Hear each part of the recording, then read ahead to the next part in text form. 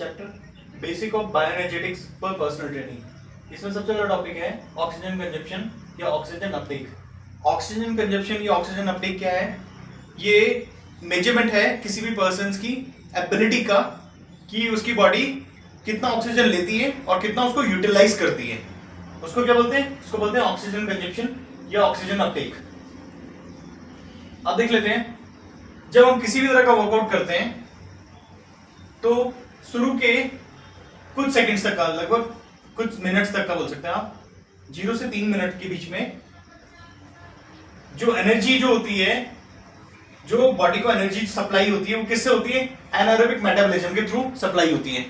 Anaerobic metabolism का मतलब है कि जो एनर्जी प्रोडक्शन होगा उसमें जो सबस्ट्रेट होंगे वो क्या होते हैं? एटीपीसीपी और साथ में ग्लाइकोजन और ग्लूकोज। किसी भी तरह का जब हम कोई एक्सरसाइज परफॉर्म करते हैं, शुरू के कुछ मिनट्स तक का जो एनर्जी सप्लाई होती है वो किसके थ्रू होती है? एनारोबिक मेटाबॉलिज्म के थ्रू। एनारोबिक मेटाबॉलिज्म का थ्रू का मतलब है कि जो एनर्जी प्रोडक्शन होता है वो किससे उसको एनर्जी मिलती है? एटीपीसीपी सिस्टम से और ग्लाइकोलाइटिक सिस्टम से। यानी कि बॉडी किसको इस्तेमाल करती है? आपके एडेनोसिन ट्राइफॉस्फेट और क्रिएटिन फॉस्फेट और साथ में ग्लूकोज और ग्लाइकोजन को इस्तेमाल करती है। अब शुरू में क्या होता है, जैसे ही आप कोई भी एक्सरसाइज का बाउट स्टार्ट करते हैं तो क्या होता है, आपकी ऑक्सीजन की जो कंजप्शन होती है या जो ऑक्सीजन की डिमांड होती है वो क्या होती है? इंक्रीज होती है, बढ़ने लगती है। कब तक का? जब तक का बॉडी एक स्टडी स्टेट पे ना पहुंचे। स्टडी स्टेट का मतलब क्या है? स्टडी स्टेट का मतलब है जहां पर किसी भी पर्सन की जो होगी ऑक्सीजन की डिमांड होगी और ऑक्सीजन की सप्लाई जो होगी वो मैच कर जाती है या इक्वल हो जाती है। अब मैंने बताया था इससे पहले, जो शुरू के कुछ मिनट्स तक का जो एनर्जी सप्लाई होती है किससे होती है? एनारोबिक मेटाबॉलिज्म से। और जो एनारोबिक मेटाबॉलिज्म का जो कंट्रीब्यूशन होता है वो क्या कहलाता है? वो कहलाता है ऑक्सीजन डेफिशिएंट।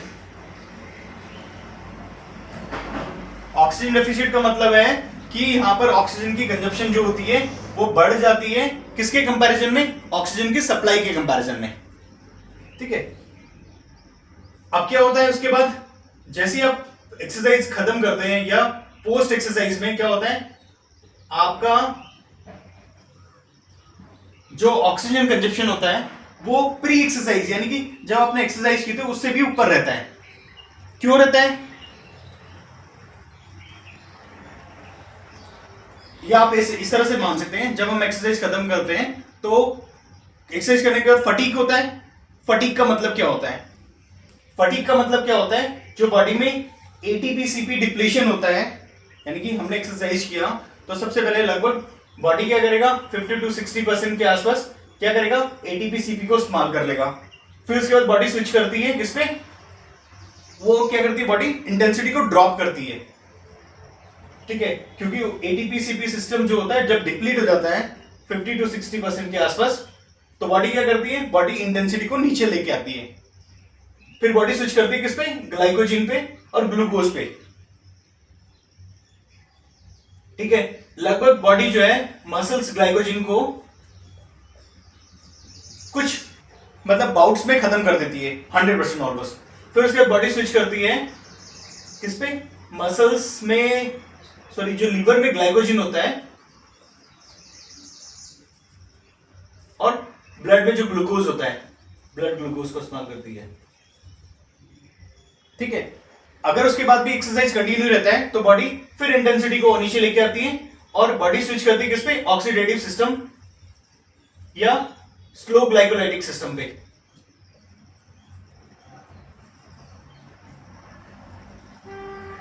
इस टाइम पे बॉडी किसको इस्तेमाल करती है? फैट मेटाबॉलिज्म को, यानी कि फैट को इस्तेमाल करती है किसके लिए? एनर्जी या फ्यूल के लिए। तो मैंने बताया फटीग का मतलब क्या होता है? फटीग का मतलब होता है जब हम एक्सरसाइज के दौरान क्या करते हैं?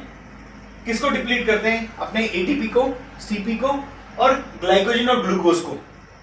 दूसरा क्या होता है? जब हम एक्सरसाइज करते हैं और बॉडी क्या करती है? ग्लूकोज और ग्लाइकोजन को इस्तेमाल करती है किसके लिए, एनर्जी प्रोडक्शन के लिए या एनर्जी के लिए।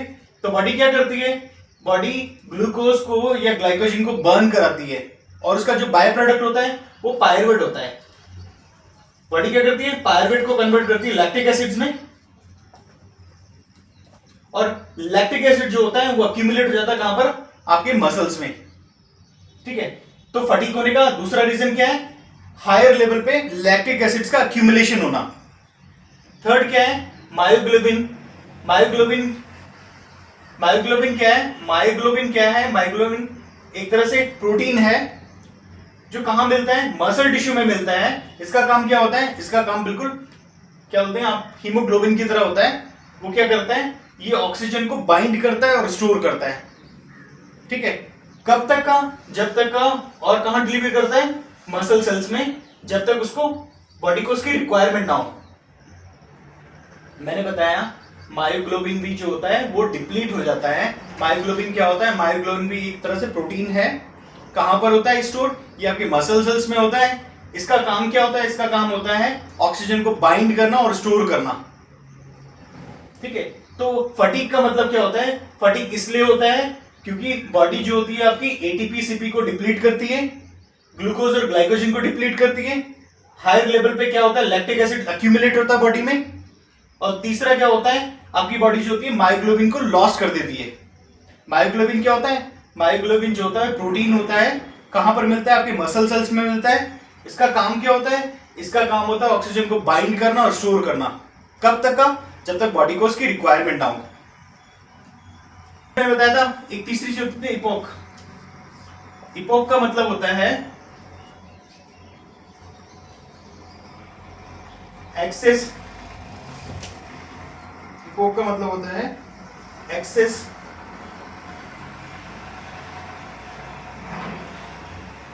Post exercise oxygen consumption. ये इसे क्या बोलते हैं, इसे ऑक्सीजन डेप्थ भी बोलते हैं।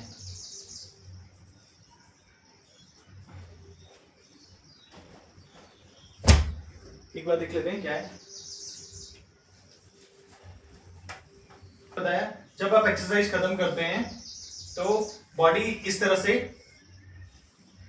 क्या करती है, बॉडी का जो ऑक्सीजन की डिमांड होती है वो भी प्री एक्सरसाइज से ऊपर रहती है। मतलब बॉडी को अब भी जो होगा, जब आपने एक्सरसाइज स्टार्ट किया था तो उस लेवल पे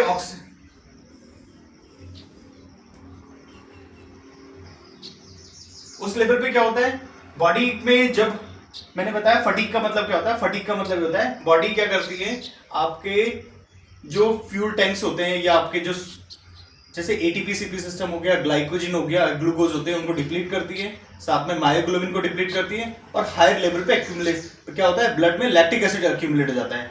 तो बॉडी को क्या होता है, बॉडी क्या एक्सरसाइज खत्म करने की बात क्या जाती है, बॉडी रिकवरी स्टेट में चली जाती है।